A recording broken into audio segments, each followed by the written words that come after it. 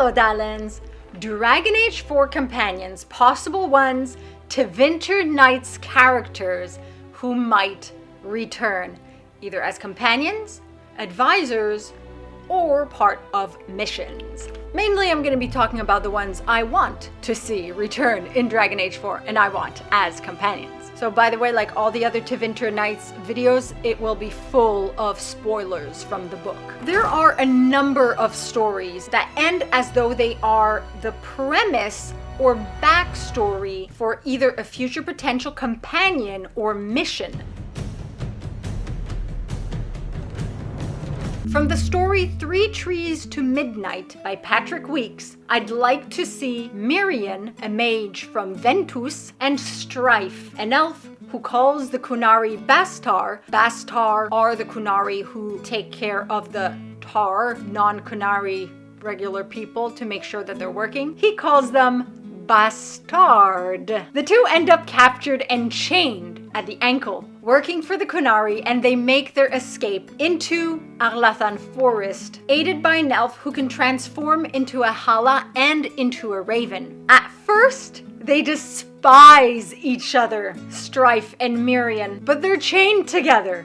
They're stuck to work together in order to escape. In order for it to work, they're stuck to escape, fight, and make it to the hilltop in Arlathan Forest, where they make their stand and survive. Their dynamic is a fun one of cooperation. The mage was a nobody, basically. The elf, no one special, but together they were spectacular. And definitely frenemies, like friendly rivals at the end. So I'd definitely love to see them come back in Dragon Age 4. From Down Among the Dead Men by Sylvia, I'm not sure how to pronounce her last name, so I'll just put it up here. Audric, a guardsman in Navarra who witnesses a corpse at a funeral come to life and gets attacked by it. He then visits the Great Necropolis with the Morn Watch necromancers. They're trying to find out why that dead guy reanimated, and in doing so, Audric discovers when he's stabbed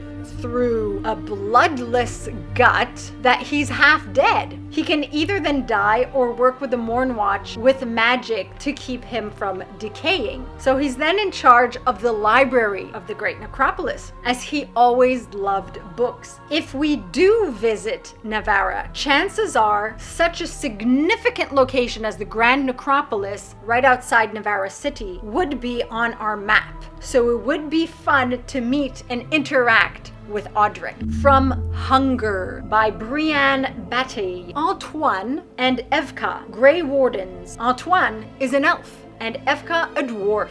They clearly have a thing for each other. Still in development. They came upon a cursed village and discovered the thing that keeps taking people are a pack of werewolves. But the leader is someone who was possessed by a demon. They managed to defeat that werewolf, but the demon remains lurking, waiting for those hungry of anything to invite it in when it calls to them. A mission with it where Antoine and Evka help out would be fun. I'm certainly intrigued by this hunger demon and want to learn more about it. And the banter between Antoine and Evka is lighthearted, and if the two become companions, I have no doubt there would be plenty of fun banter from them when we're on the road. From The Wigmaker Job by Courtney Woods, Lucanus and Ilario Della Morte, Antivan Crows, cousins. I'm really hoping Lucanus can be a companion and possibly a romanceable character. There's just something about him that I find really alluring. He's kind of broody. And Ilario is supposed to be the good-looking one, the flirt. The two have a contract to kill a Venatori Wigmaker. Turns out the Wigmaker uses red lyrium and blood magic combined.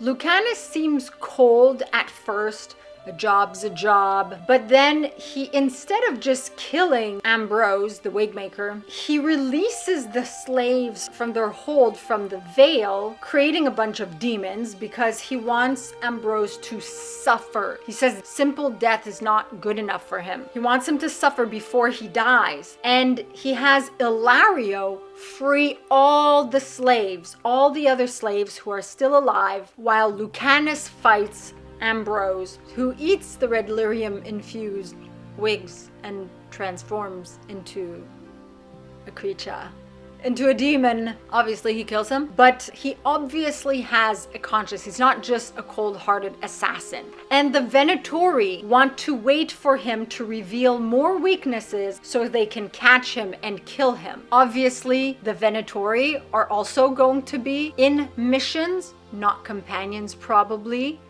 but we might have companions who are going after Venatori, because the remnants of the Venatori are still at large. I really like the character of Lucanus, and as a companion, he would be very interesting. Plus, his backstory and his companion missions would involve the Venatori, and that means killing more Venatori, and I'm all for it.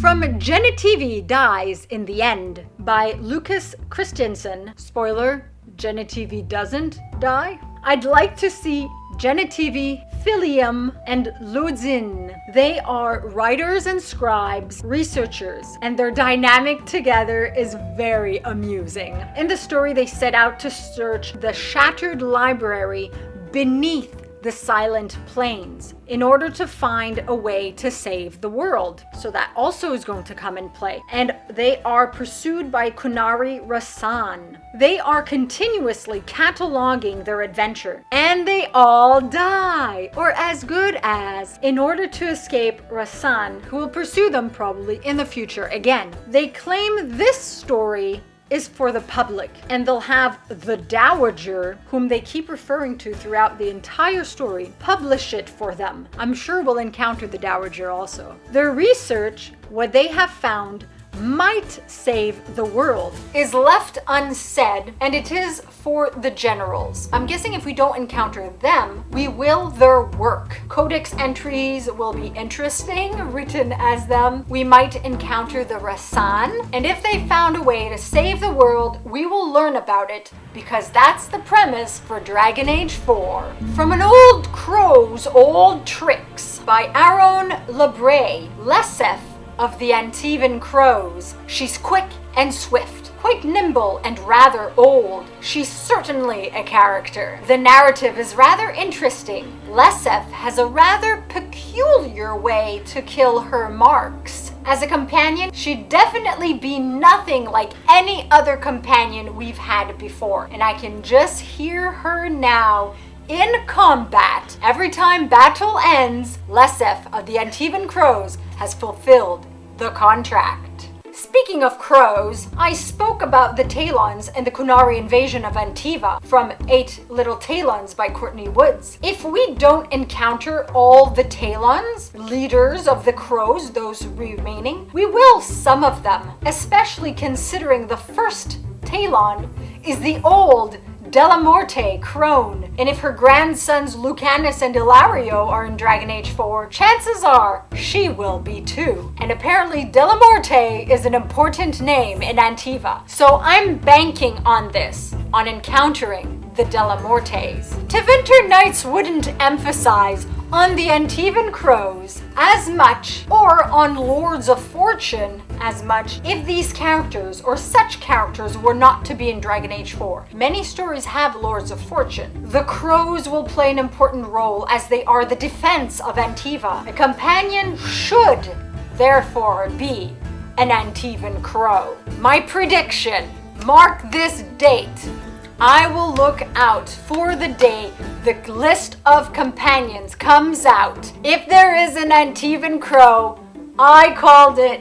You heard it here. And if it's Lucanus, I will be happy. From Half Up Front by John Epler, Gat. We only see him briefly in Dragon Age Inquisition. I don't dislike him. I dislike the choice for the Chargers, but he's not an unreasonable character. He says it like it is. He's blunt, straightforward. Obviously, he's an elf converted to the Qun, so the Qun means a lot to him. He recognizes that Evint helped the Qunari in the story half up front, and he says that it's a shame that it's not possible for the Qunari and Tevinters to work together against Solus. So I suspect we'll encounter him again, at least, if not having him as a companion, which would be quite interesting, to say the least. I wouldn't mind. In fact, I'd quite like that. It would allow us to learn even more about him.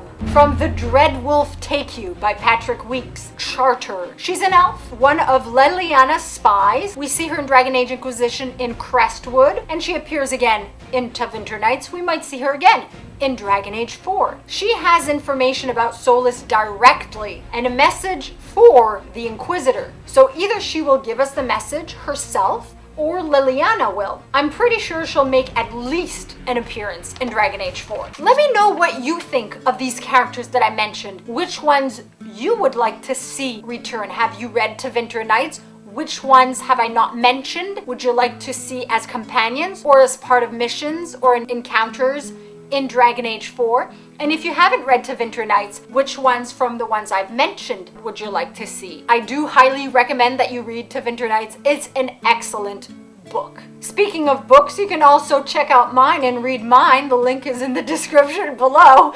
Shameless plug! And check out my merch and playlists of videos such as this one. And as per usual, like this video if you like it, subscribe to be Rosie or Jimmy approved, and I'll see you all soon. Masaranas.